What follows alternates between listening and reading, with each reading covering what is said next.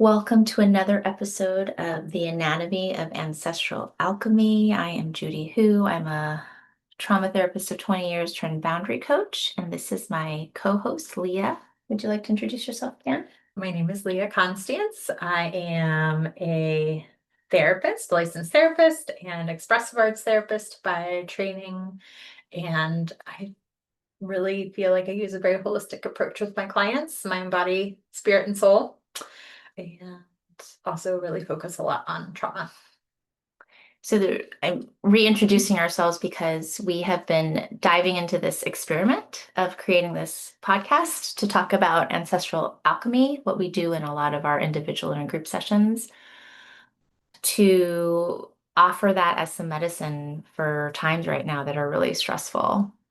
And so each episode, we talk a little bit about what's happening in our lives and connect it to the larger field of awareness and energy and give a little bit of alchemy tips at the end of it. So today, I wanted to talk a little bit about the time of the year that we are in right now, because my body is very activated around the start of school. So I am a divorced parent of two tweens and have had a really nice summer this past summer because I've intentionally been decolonizing my practice and decolonizing my body. And so doing that meant that I really reduced the amount of work that I did so I could be more present and practice this sense of not hustling. So in doing that, I've had a lot of rest and notice there's this like tension still around because I still live in this system, right? That I'm so embedded in. How do I maintain this new approach while I'm also sending my kids off to this system that is harmful to all of us, right? So that's something that I wanted to talk about today. Is that okay? Sounds great. And so I have a freshman in high school and a seventh grader new to this middle school and have been really trying to get us grounded in this transition to really relaxed summer, right? To go again for the school year. And I am dreading it. Dread might be a little not precise enough, so I'm going to see if I can find another word.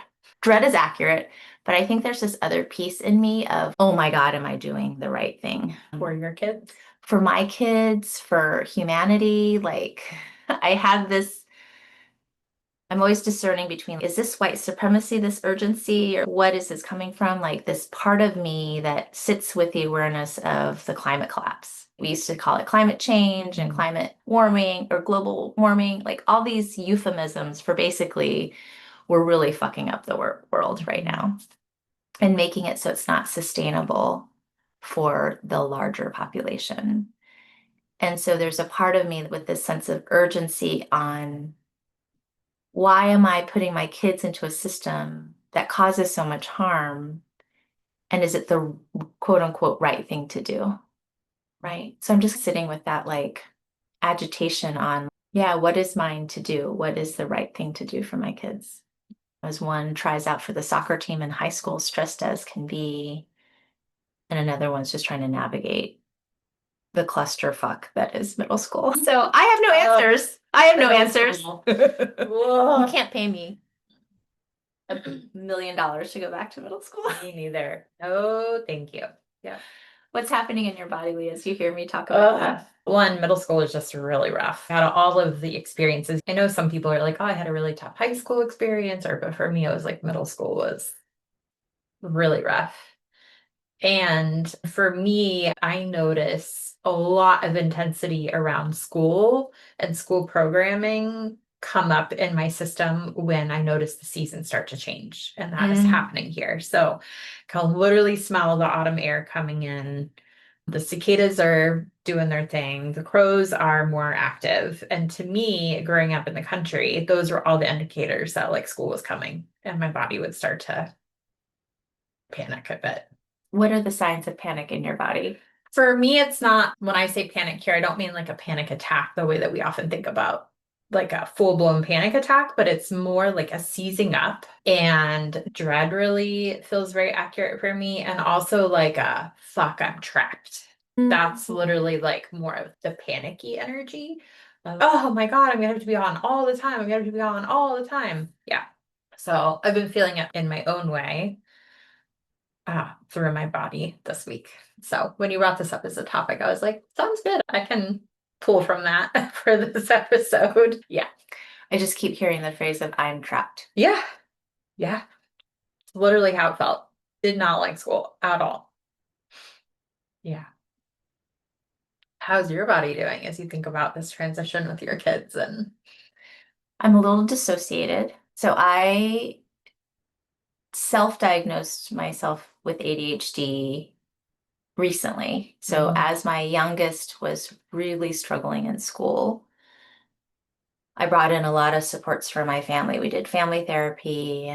I got a evaluation for learning styles. And in that evaluation, when we were taking all the tests, like I started going, oh, that's me. Like I started realizing that's me. And it's interesting, this like I'm trapped. I remember I had so many instances of suicidal ideation when I was in school yeah. because I felt overwhelmed with the schoolwork. Yeah.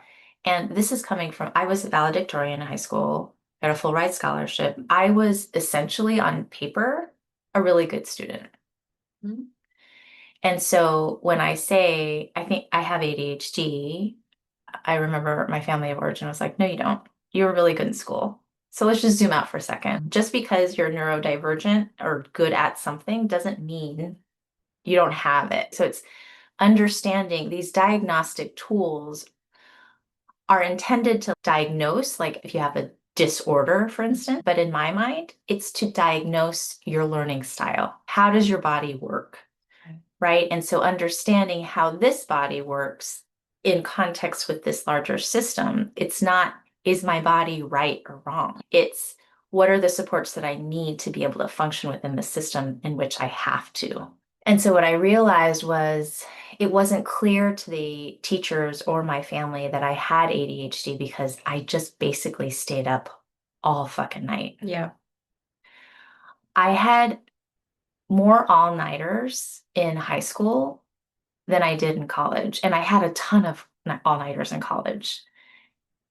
And what I mean all-nighters, it was basically like I didn't understand what was expected of me, but my lived experience was I was not allowed to fail. Yeah. As a Chinese American woman in my family, I had a Yeah. parent who was not able to go to school because of the circumstances. And so I knew there was this expectation for me to do really well. And so I forced my body to stay up all night to get things done to a standard that I knew would get me a good grade. Yeah. But it was never a sense of mastery. It was never to explore what I was interested in. It was basically, what do I need to get a grade so I don't get in trouble? Yeah. And so total dissociation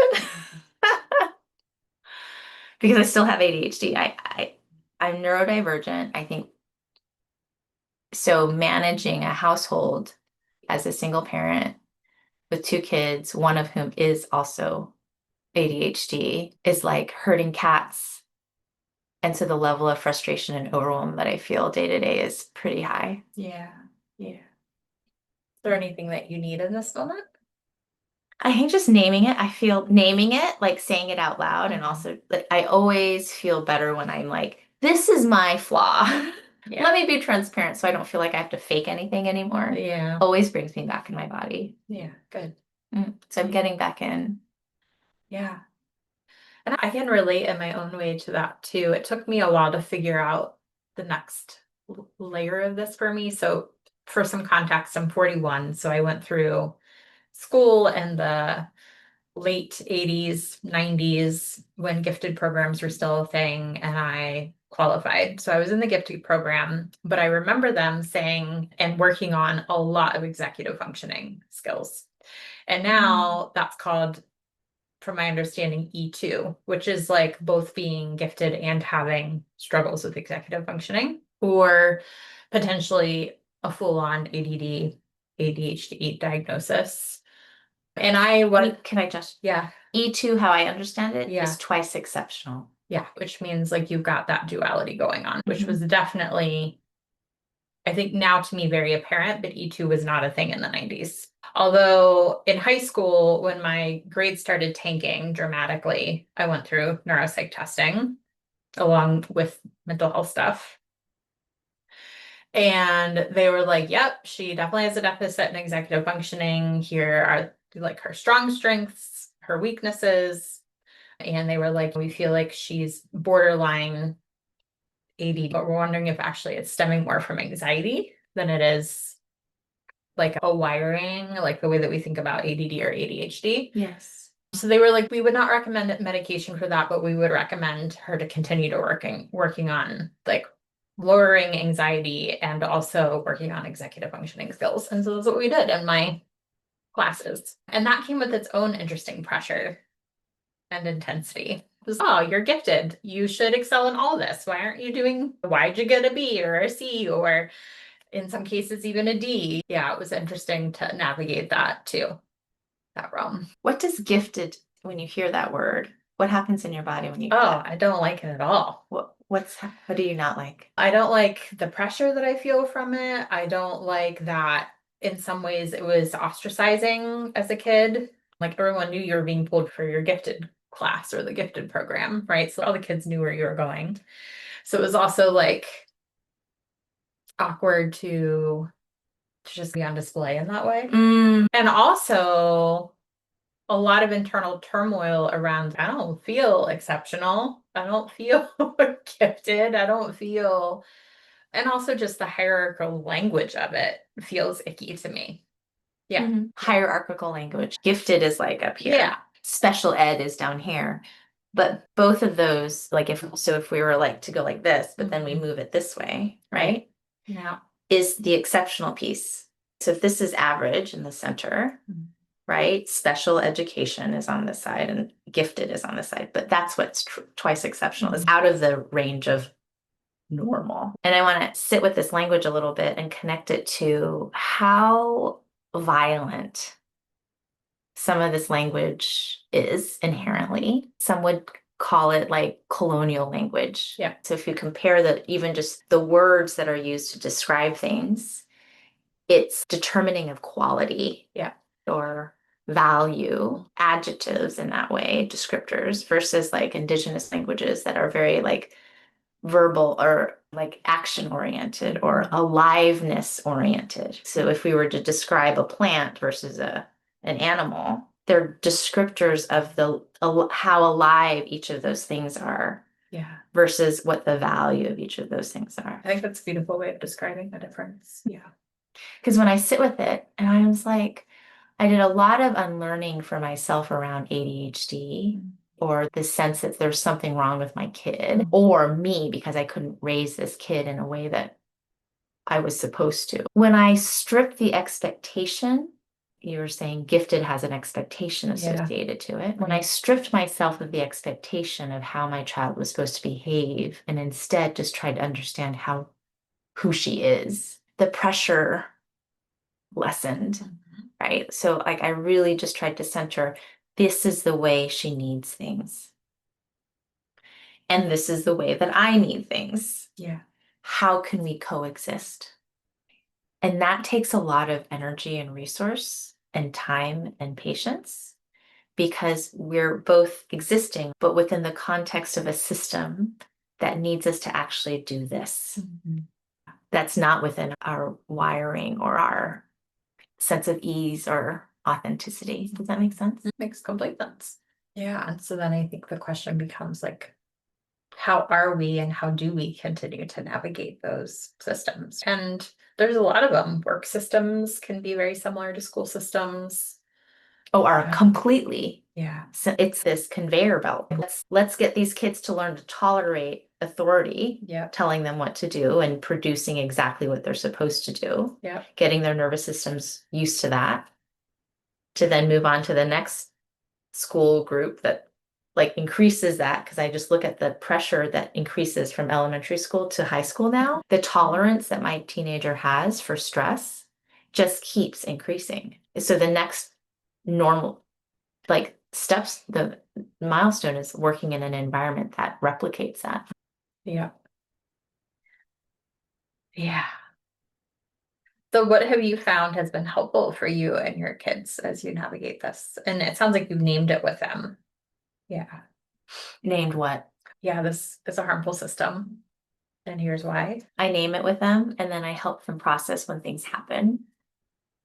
Like I remember when my oldest was in sixth grade, she came home with this crumpled up piece of paper around like social emotional learning. And I like uncrumpled it and looked at it. And one of the examples was like, what are you supposed to do if someone behind you hits you on the head?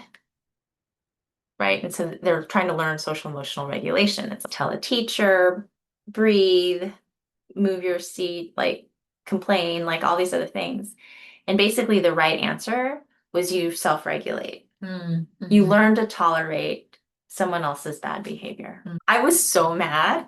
I was so mad. And I actually went to the school to talk with them about like how wrong this lesson was. Yeah.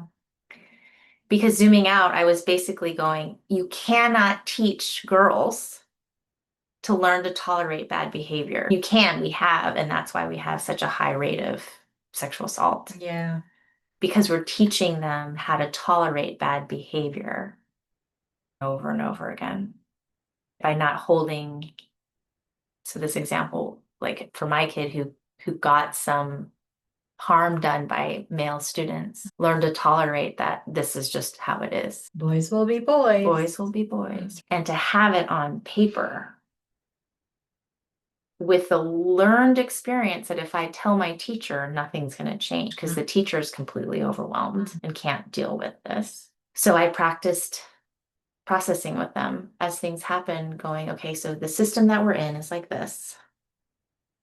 We have to live in this system. So how do you protect yourself with these psychological and emotional boundaries? I've been teaching my kids from a very young age about their boundaries and then process the emotion and then figure out what the behavior is next. What can they do to protect themselves? So it's so much work. Yeah. Yeah. And that, the story you shared, first of all, I'm so grateful that your kids have you to show up and be an example for them of another way of being in ways that they can protect themselves and advocating. Yeah. I know they might not always show it. And I really do strongly feel that. Yeah. Yeah. And that story also reminds me of a time in school where I was bullied a lot by this one girl that was in my band class. I hated her. Hated her. And and basically all the messages I kept getting from everyone was like, just ignore it. Just ignore it. Just ignore it. And it went on and on. And then I finally exploded one day in band class and I stood up and I threw the thing back at her that she threw at me. And I was like, don't you ever throw anything at me again. And she never threw anything at me again.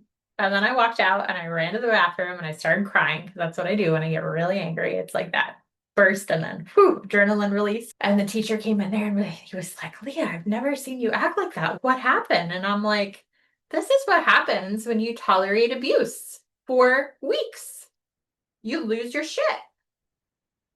What do you expect? And I don't think I quite said it like that, especially at that age. But I was like, I was angry. I'd had enough. And I felt very grateful because he did not get me in trouble. He did not send me to the principal's office. He just was like, okay, I expect this not to happen again. Set his boundary, but I didn't get in trouble for it. And she never did anything to me again. I'm just landing in that. That's such a powerful.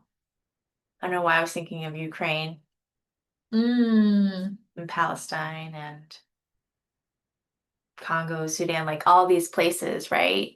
So one of the things that we do, telling the listener right now, is connecting current moment stuff with ancestral or generational things, right? Because everything is a mirror, an echo of the past. And so if you can learn to see whatever's happening as connected to ancestral stuff, you can actually get to the root, clear it, So you can stay grounded in the moment and do it in a different way. So when I hear that example of you were told by the administrative staff, by the school community to just ignore bad behavior, you're learning in your nervous system how to tolerate an aggressor. Yeah. Because there's no consequence to that. So zooming out, if we look at colonialism or like settler colonialism, like taking over someone else's space and then claiming it as your own, taking it over is basically what was happening. She was throwing things at your So body, invasive all the time. right? To Yep. try to get you to respond in a certain way. And so understanding that standing up to protect your body is the same action as standing up to protect your land. Yeah. And that if collectively we don't have that system in place where we are learning to protect each of our bodies as though they were our own, right? The other person, our neighbors, right? To protect their right to access their land, the right to access my body and protect it, right? If we don't do those steps, then the abuse keeps perpetuating and we normalize it. Right. Yeah.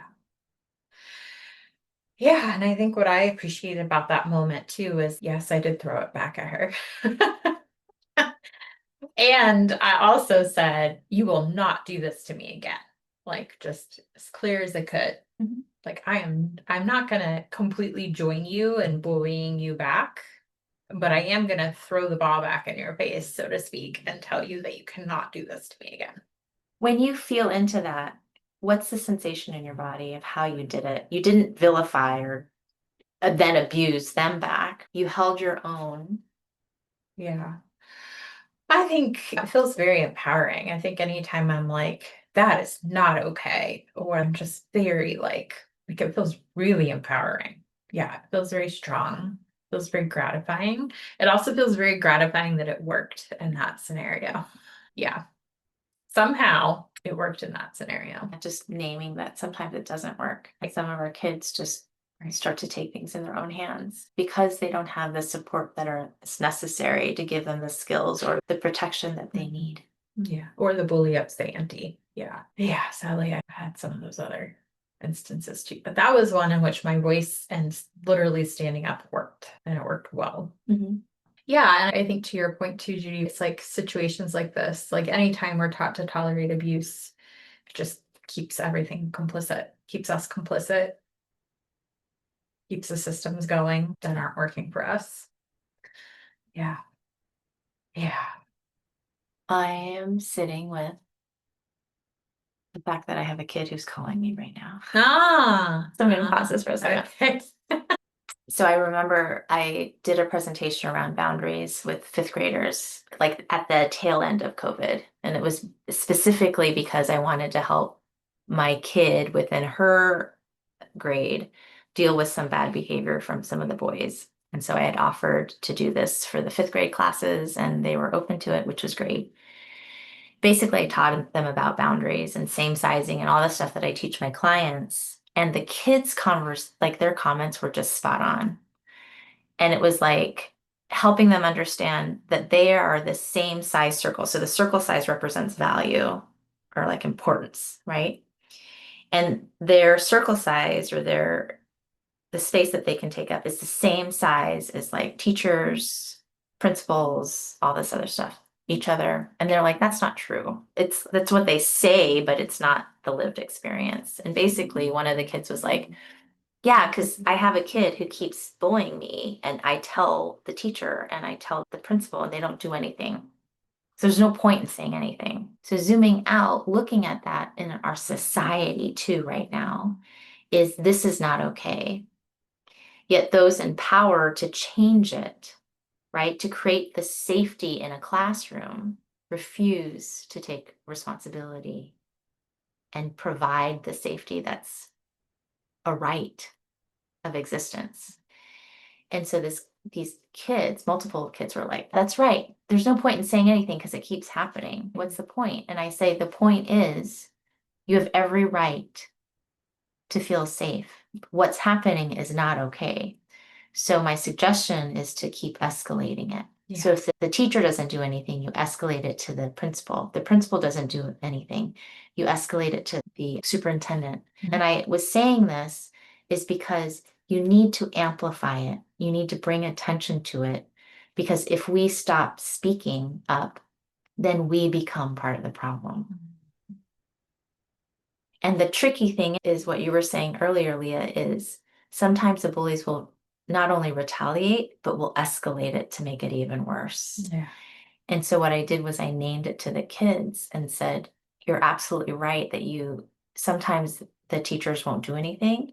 And sometimes there are teachers that are not safe themselves. And so it's about strategizing how to protect yourself and each other within a system that might not want to. Yeah. Yeah. So on a very practical level, that would look like kind of problem solving within a community. Like when this happens, how can I protect you? Yeah. Tell your parent, and then hopefully the parent's resourced enough to understand they need to escalate it because they have to, they don't have to, but they Their should be duty. able to protect their child. Yeah. Yeah. And sometimes people won't do anything until it escalates to a lawsuit, which is what happened in another part of the district. Okay. They escalated it and made a lawsuit around the school, the certain schools within the district were not adhering to the anti-bullying policy. It's a no tolerance policy because there's so many suicides because of it. I see. And only until it became legal did people start to listen. Yeah. And I'm sitting with the similarity. So if we zoom out the dynamic, there's going to be a global strike on Thursday. It's going to be every Thursday. It's a call to action globally to not spend any money on Thursdays. So similar to if the schools don't take it seriously until there's a lawsuit, globally, the people in power, so the ruling class, the billionaires, if they're not taking it seriously, then we have to take it into our own hands of not putting any more money into their pockets in this way. Just makes me so angry. Yeah, I get it. Yeah. And anger is protective. And righteous And righteous. sometimes, right? Yeah. I want to name some things around the school system. We talk about ancestral alchemy, and so I just want to name the fact that school systems, there is a collective trauma around like boarding schools. Yeah. I was just thinking that too. So when I say boarding schools, I'm talking specifically about what the colonizers did, right, to the indigenous people on Turtle Island or Northern America or whatever, how you want to say it, this land that we're living on, Leah and me, right now. Part of the way of settling on the land and colonizing it was to not only commit genocide, so murdering and starving the people, it was separating the kids from their parents and bringing them to boarding schools where they learned how to be less savage, quote unquote, and more white or European. Yeah. Yeah. And I want to emphasize that they were stolen and Yes. never returned. Yes. That's how deep the harm was there. Yeah. Sometimes parents were killed. And sometimes the kids were. So looking at kind of the discovery process now of some of those boarding schools had unmarked graves from all the kids that were abused and died at there. Yeah. And so part of alchemy is just looking at the truth. Yeah. Yeah. Schools have definitely been weaponized to varying degrees throughout our culture and history. And sadly, we're seeing some of that unfolding now in certain ways too. Yeah. Yeah. Connected to this is in one of my groups, one of the cycle breakers talked about feeling aggressively bored. And I wanted to just bring this up in this instance, right? So if we look at, and this is probably too generalized, but if we look at indigenous populations, it wasn't like they had schools like you ship your kids off to a school. Life was school. Everyone learned how to work within their community by taking responsibility for community care. Yeah. Some kids practice with their parent how to go out and harvest food or to tend to the land or to bring in water or to take care of elders, or school, quote unquote, was actually how do I live responsibly within a community and also tuning into what my gifts are and what I bring to the community. That was the natural way of being. Yeah. Versus when the colonizers came, it was like taking them out of their natural environment, disconnecting them from their land and their people and who they were, and putting them into this other environment. You must assimilate Or die. or die. Yeah. It's a similar story to some people who needed to immigrate into the land because of what was happening in their land of origin, whether it was war or famine or poverty or whatever. Yeah. And so this aggressive boredom, I was like, I think this is like collective trauma, right? When my kids are like, oh my God, I'm so bored. Like the intensity feels disproportionate. Like go and draw some, I don't know, just find something else to do besides being on a screen and being entertained. What is this boredom? Why does it feel so hard to tolerate? So what came in when I explored it was, oh, so if a person is disconnected from their land and their people, and they're disconnected from their body and reading how their body is meant to be, then the boredom feels like life or death, aggressive life or death, because it's literally, I have no connection to my purpose or my sense of belonging. Yeah. And who I am actually meant to be. Yeah.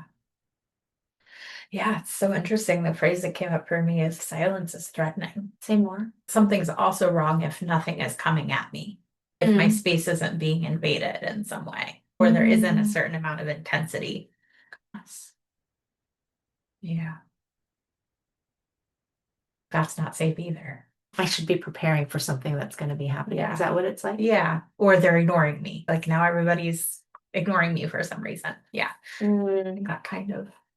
Yeah. So if someone's not wanting something from you, then it means there's something wrong with you.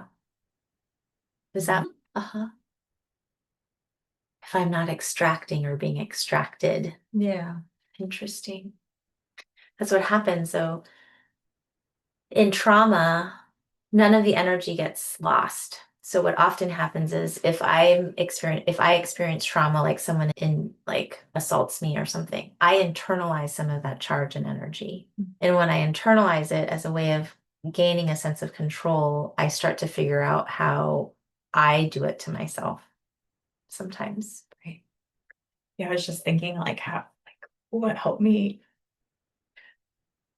with that feeling of being trapped too. And I feel like for me, I was very fortunate enough to have some activities that were happening outside of school that were very helpful for me and not connected to school at all. And like took some like community dance classes, and yeah, for the most part it was community dance classes, and that was definitely a saving grace for me. I definitely didn't feel trapped there except in ballet. Interesting. And even that teacher was like, this is her. I don't think this is the right dance for her. And then they put me in tap and I did fine. So in some ways, like while I think the way the teacher delivered that message still sent a message to me, I'm not graceful enough. I'm not tiny enough. I'm not this, and that sadly is often stereotypical for ballet. I was grateful that they plugged me into something that was a better fit and that I really excelled in. And I still remember shuffle will change, and spear fingers. Spear fingers! And my little glittery outfit. There's like sequins everywhere, little top hat. Did you love it? I loved tap. Yeah, I loved tap. Yeah, it's great. I think that was helpful. And I think getting out of there was helpful. So college felt like such a breath of fresh air to me. I can't even tell you. Came with its own set of struggles for sure, but from an actual like mental health, emotional perspective, having autonomy was like, oh my God, I can breathe. Yeah. Very different energy to it. Yeah, and now when the seasons start changing and I have all these environmental factors being like, school's coming, I'm like, because I can also feel the way that this aligns for me as a solo practitioner is I would often feel the pressure of I need to be really productive during the fall and winter. When Interesting. actually seasonally, Yes. we're being asked to do the opposite, which is also wild to me. And so for me, it's been like, okay, let me lean into like actually what the season is asking me to do. And like pretty consistently and conscientiously having to remind myself that the reason I'm feeling this way was programmed very early on and that I do not have to live that way anymore. But I have to be very conscious of telling myself that and reminding the younger parts of me, you don't have to go back there ever again. That's over. And then feeling really sad when I see school buses for the kids. And that happens sometimes. I'll see like school buses or like the first days of school drop off on my way to work or whatnot. And I'm always like, oh, I'm sorry. I hope your experience is different than mine. Yeah. Yeah. So interesting how, because there are so many kids that like look forward to going back to school because they've been like, maybe their home life isn't safe or they're True. bored or whatever, and they're looking for it. And then some people dread it. Boom. So zooming out, how do you allow the experience to just be without an indicator that something's wrong? Yeah. It's just giving you data. Like Mhm. maybe this is not a good fit. So if you, any of the viewers, have kids who loathe school, like just allow your kid to talk about the why without trying to fix anything. You're just trying to get the data on what is not working for them. So they start to practice just naming it. And you can start practicing just holding it. So this is the alchemy part of this, I think, is just being able to create space to just see what's happening. I think this tendency to fix something or like look at it as bad or whatever is part of the collective trauma that we have of we need to stop it right away or we need to fix it or we need to get out of it or we need to just deal with it or whatever. It's like how do you just make space for the experience to just be the experience Yes. and slow it down to just see what is happening for your child or you and see if it connects to anything historical. Because oftentimes, if it's very intense, it's historical. So, any intensity, you want to go, okay, 90% past, 10% present moment. And for me, and what I've noticed in my groups that I lead, if I can go back to the past first to clear it out, I'm much more able to be present. So, if I know, oh, this intensity of succeeding is connected to my family of origin, that my one of my parents was not able to get educated because of poverty due to communism in this roundabout way, then I understand this need for success is actually generational. Yeah. And I can clear that out and go, oh, I don't have to carry that intensity anymore. Success is not life or death right now. Yeah. And I can stay grounded. Beautiful. So I have an example of how I did that. Okay. So my kid who is trying out for soccer, it's like, what if I don't get on the team? What I need a backup plan? What sport am I going to do? And I felt this intensity that I was like so angry that she didn't plan this earlier and all this other stuff that I was able to connect it back to these decisions being life or death, right? If we're making the right decision or not is life or death for the family. And as I cleared that out because I knew that was ancestral, I was able to get into the present moment and just text with her and go, sweetheart, whether you get on the team or your success in academics is not going to make or break your life. I remember texting this. And it was so powerful because I never believed that when I was in school. Because it was, it like literally felt like life or death because I had a parent who would say it was life or death. Yeah. Like you'll get kicked out of the family or continue in the family. Yeah. That's what it felt. And so I was able to say to her, none of these things are going to be your life or death. And I said, you are at the center of your life. I want you to look at it as an experience that you're growing something right now, understanding yourself. And being able to say that, Leah, feels so good because I can believe it now. Yeah. Yeah. And your belief is going to translate to her. Yeah. Yeah, it's powerful. Because when I make a mistake now, she goes, Mom, it's okay. It's just a mistake. This is not life or death. Uh-huh. Oh, love it. Yeah. So she's internalized the belief. It's great. Yeah, those are important moments. So ah, the seed has been planted. Yeah, great. Yeah, and I will share something that came up as you were sharing your alchemizing strategy there, thought processes. For those of you that might, to some degree or somehow be on the flip side, like if you're in teaching, if you work in school systems, to remember that there is a place for people within these systems that are the disruptor in some way. And disruption can be, especially in a society that has a very clear idea of what disruption means, can be very subtle. And what Judy just said is a way of disrupting. Can we sit and just be and listen? That is disruptive in a society that doesn't do that very well as a collective. So for the kid who, I guess I'll share it this way, for those of you that are working in a school system or some system that has that similar flavor to it, is like, how do you continue to cultivate being that safe space for somebody? And when does it feel right to stand up around something? Again, especially as school systems continue to change right now with things that they are disbanding or just changing in some way. Yeah. I have something to add to that. Is that okay? Yeah. So there's two pieces here for teachers, particularly, is that more and more are being expected of you. As resources or protections are being removed, teachers are often, because they're incredible, absorbing the pressure of administrators or governments or leaders not doing their job. Yeah. So it just keeps trickling down. So when Leah's mentioning how do you stand up to the system, I think that's, for me, understanding because it's expected of you does not mean you need to take it on.